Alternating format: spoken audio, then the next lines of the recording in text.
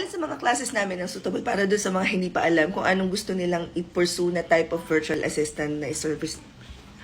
Replay. Alin sa mga classes namin na open, ang bagay para doon sa hindi pa alam kung anong type of virtual assistance na service ang i-offer or ipo-pursue. Sorry, hindi pa ako nagkakape. So let's just say for example na ikaw ay as in zero experience, hindi never pang nag-work sa corporate or sa BPO or like literal na zero experience ha, I would highly recommend yung Revamp Basic Work From Home Training Program. 399 pesos lang yon. Now, yung 399, kapag ka perfect attendance ka na isubmit mo yung homework on time, i-refund sa iyo yon right after your final activity and mock interview. But if you already have work experience, halimbawa, nag 6 months ka na sa BPO, or nag 1 year ka na sa corporate, or nag-intern ka na after or during your college days, mga ganyan. Yung meron ka ng idea how the adulting works. Ano ba yan?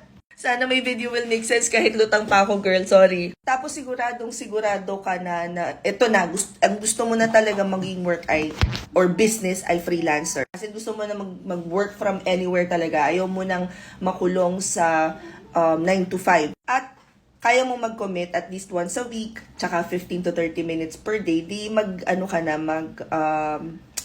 top VIP. Yun naman yung 1,999. Good for 1 year na yon at pwede mo nang upuan lahat ng classes na meron kami. I guess it all boils down sa gaano ka kasigurado na gusto mo to. Kasi yung Revamp, 1 month lang yon.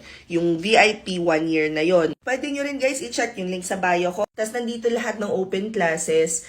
Ang target namin is mas maging detalyado pa yung course outline. So, I'm gonna try and work on that right after kung ayusin yung pending ko na nasa to-do list today. Hope this helps. Comment any questions you guys have about working from home. Follow for more work from home chismis. Bye!